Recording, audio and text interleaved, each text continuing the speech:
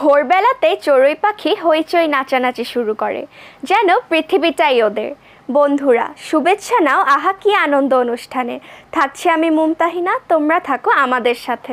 আহা কি আনন্দ আকাশে বাতাসে। পৃথিবীটা সুন্দর, একে সুন্দর রাখার দায়িত্ব আমাদের। আমরা একে বিরক্ত না করি, গানে গানে আরও সুন্দর করে তুলি আমাদের পৃথিবী।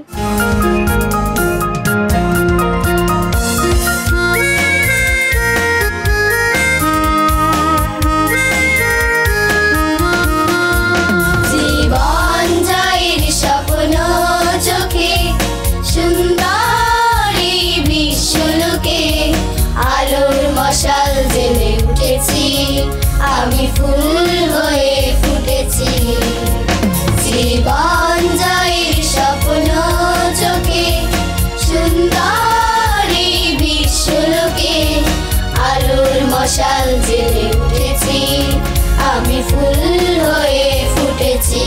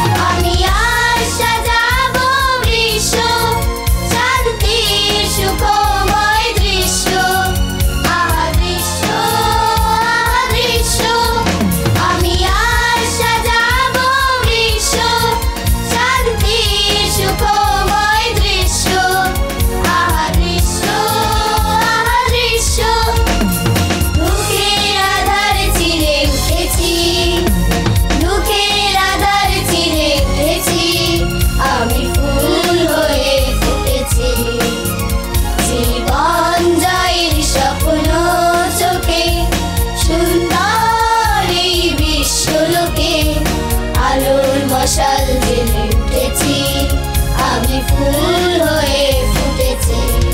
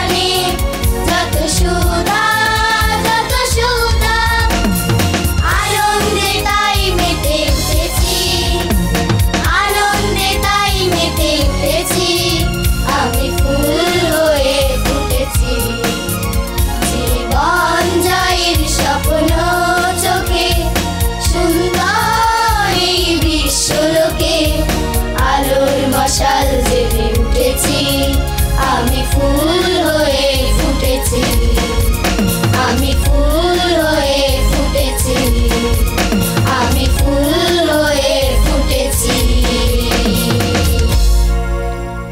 গল্প না শুনে ঘুম আসে না, গল্প যেন ঘুমের ওষুধ। গল্প যদি এমন হয় তবে তো ঘুম আসবেই, তাই না? আমার নাম মুমতাহিনা শাহিন। আমার গল্পের নাম বোকা ছেলে। ছেলে শ্বশুর বাড়ি যাবে, বুদ্ধিশুদ্ধি একটু কম, তাই তার মা তাকে একটু ভালো করে শিখিয়ে দিল। বলল, তোর শ্বশুরের অনেক অসুখ, তাই তাকে গিয়ে জিজ্ঞেস করবি কেমন আছেন। সে হয়তো বলবেন ভালো, তখন বলবি এটাই তো আমাদের কাম্য। তারপর জিজ্ঞেস করবি কোন ডাক্তার দেখাচ্ছেন, তখন সে হয়তো একজন ডাক্তারের নাম বলবে। তখন বলবি বাহ, খুব ভালো ডাক্তার, আপনি কিছুদিনের মধ্যেই সুস্থ হয়ে যাবেন।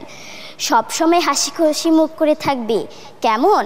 মানে ওটা ছেলে ঘাড়ে নেড়ে বেরিয়ে পড়ল।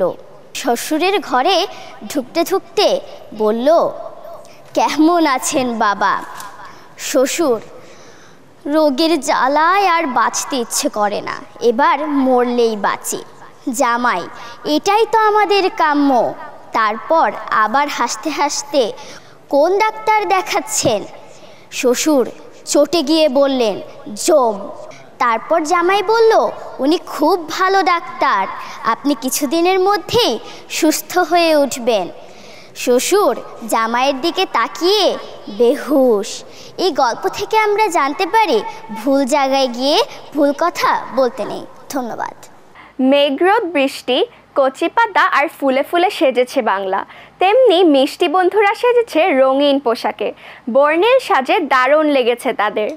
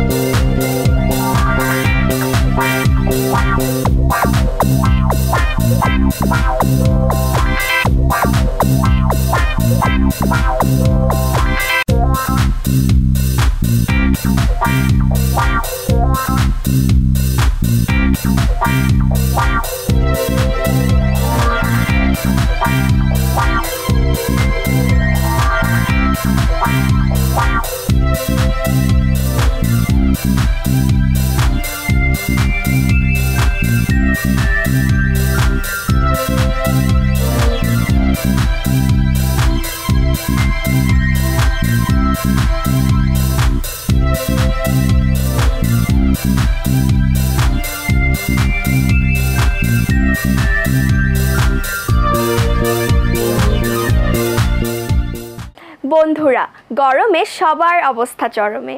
শিশুরা তার পাত্তাই দেয় না, এর মধ্যেও তাদের নাচ গান চলে বেসুমার। এসো দেখি বন্ধুদের কবিতায় কি বলে। আজ কি গরম, আজ কি গরম, যায় না থাকা ঘরে। কারেন্ট মামা কোথায় গেল, বাতাস গেছে মরে। বাইরে যাওয়া বারণ মোদের, স্কুলও তো বন্ধ। জানালাতে হাসনা হেনার, পাই না কোনো গন্ধ। ওদিকে তো বলছে সবে নিত্য নতুন কথা। খুলবে কপাল গরমেতে, কমবে মনের ব্যথা। অদল বদল হবে এবার আরব দেশের সঙ্গে।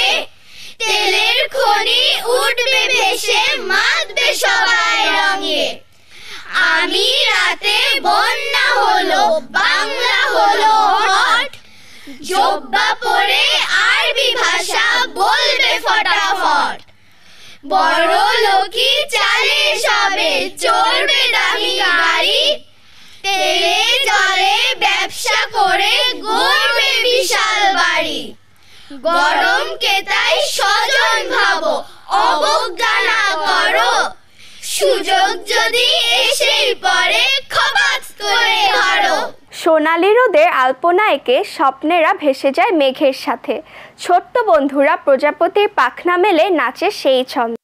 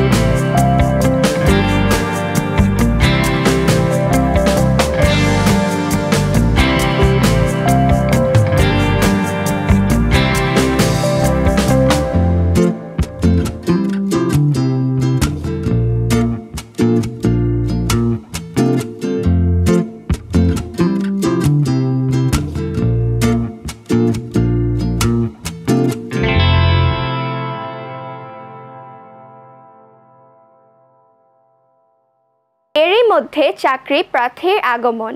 কেমন হতে পারে তাদের ইন্টারভিউ, তবে চলো দেখে আসি। করছি না টিকা, আগুন থেকে সাবধান। লিখেছেন কবি প্রিয়শঙ্কর বন্দ্যোপাধ্যায়। আগুন আগুন, কোথায় আগুন? ওই যে ফ্লাইওভারের নিচে। সামান্য আগুন তো, চিৎকার করছিস কেন? আগুন তো আগুনই, সামান্য আবার কি? হ্যাঁ, সাবধান হতে তো বাধা নেই। আগুন লেগেছে অনেক দূরে, এখান থেকে চিৎকার করলে মানুষ তো এইখানে আসবে। আগুন নিভে গেছে, কিন্তু আগুন দেখলেই চিৎকার দিতে হবে। মানুষ কি এখানে আগুন নিভাতে আসবে? আসলে ক্ষতি কি? আমরা ওদিকে দেখিয়ে দেব। মানুষ যখন ছুটোছুটি করবে সবাই তখন দেখতেই পাবে আগুন কোথায় লেগেছে। ঠিক বলেছ আপু। আচ্ছা, আগুন কেন লাগে? আগুন লাগার আগে নিভে দিতে পারে না? আগুন লাগার মূল কারণ অসাবধানতা। আমাদের দৈনন্দিন জীবনে তো আমরা আগুন ছাড়া চলতে পারি না। আগুন না থাকলে তো কাঁচা মাছ কাঁচা মাংস খেতে হতো। আগের দিনের মানুষরা তো এগুলোই খেত। আগুন আবিষ্কারের আগে মানুষ আর পশুতে কোনো পার্থক্য ছিল না। মানুষও কাঁচা খাবার খেত, পশুও খেত কাঁচা খাবার। মানুষ কাঁচা খাবার খেত কি করে? যে কথা বলছিলাম, আগুন তো অবশ্যই ব্যবহার করতে হবে, তবে সাবধানে। ইদানিং অগ্নিকাণ্ড বেড়ে চলে গেছে। চকবাজারের দুর্ঘটনায় কত মানুষ মরেছে। বেলি রোডেও তো অনেক মানুষ মারা গেছে। শুধু মৃত্যুর কথা বলছো কেন? ঘরবাড়ি, দোকানপাট, আসবাবপত্র, মালামাল, টাকা পয়সা সব কিছুই পুরো ছাই হয়ে যায়। কত মানুষ আহত হয়। ঘূর্ণিঝড়ে সব কিছু নষ্ট হয় না, বন্যায় সব কিছু ভেসে যায় না, কিছু না কিছু ভালো থাকে, কিন্তু আগুনে সব পুড়ে যায়। কিন্তু আগুন তো আর ব্যবহার না করে পারা যায় না। আগুন তো অবশ্যই ব্যবহার করতে হবে। রান্নার পর চুলো নিভিয়ে রাখতে হবে। একটি দিয়াশলাইয়ের কাঠি বাঁচাতে যে চুলো জ্বালিয়ে রাখলে চলবে না। রান্নার সময় হাতের কাছে পানি রাখতে হবে। খালি বালতি রাখতে হবে যেন আগুন চাপা দেওয়া যায়। গ্যাসের সিলিন্ডার নিচে রেখে চুলো দূরে ওপরে রাখতে হবে। একটি চট রাখা দরকার যেন ভিজে আগুন চাপা দেওয়া যায়। রান্নাঘরে জানালা খোলা রাখতে হবে। মশার কয়েল সাবধানে ব্যবহার করতে হবে। জ্বলন্ত সিগারেট, কাঠি যেখানে সেখানে ফেলা যাবে না। কার্বন ডাই অক্সাইডের বোতল বাইরে দেয়ালে রাখতে হবে। উঁচু দালানগুলো থেকে নেমে যাওয়ার জন্য প্রশস্ত সিঁড়ি রাখতে হবে। আগুন লেগে গেলে ভয় পেলে চলবে না, বুদ্ধি খাটিয়ে কাজ করতে হবে। কেউ অগ্নিদগ্ধ হলে প্রচুর পরিমাণে পানি ঢালতে হবে। আসলে সবাইকে বুঝতে হবে আগুন বাতাসের অক্সিজেনের সাথে দ্রুত ছড়িয়ে যায়, তাই যত তাড়াতাড়ি পারা যায় ফায়ার ব্রিগেডকে খবর দিতে হবে এবং ওপর থেকে পানি ঢালতে হবে যেন আগুন নেভানো যায়। গ্যাস ও বিদ্যুতের লাইন কয়েকদিন পর পর পরীক্ষা করতে হবে। এক দালানে একাধিক রেস্তোরাঁ থাকা উচিত নয়। আমরা তো ছোট মানুষ, আমরা কি কিছু করতে পারি? অবশ্যই আমরা নিজেরা সচেতন হব, অন্যদের সচেতন করব। চলো একসাথে বলি, প্রতিরোধের ব্যবস্থা নিন, অগ্নি দুর্ঘটনা রুখে দিন। প্রতিরোধের ব্যবস্থা নিন, অগ্নি দুর্ঘটনা রুখে দিন। অগ্নি দুর্ঘটনা রুখে দিন, প্রতিরোধের ব্যবস্থা নিন। অগ্নি দুর্ঘটনা রুখে দিন, প্রতিরোধের ব্যবস্থা নিন। আহা কি আনন্দ আকাশে বাতাসে। বন্ধুরা, বুকের মধ্যে পুষে রাখা স্বপ্ন নিয়ে এসো আলোর ভুবনে। এগিয়ে চলো দুর্বার গতিতে, জয় একদিন আসবেই এই হোক প্রত্যয়। ভালো থাকো বন্ধুরা, দেখা হবে আগামী পর্বে। আল্লাহ হাফেজ। আহা কি আনন্দ আকাশে বাতাসে, শাখে শাখে পাখি ডাকে, কত শোভা চারিপাশে।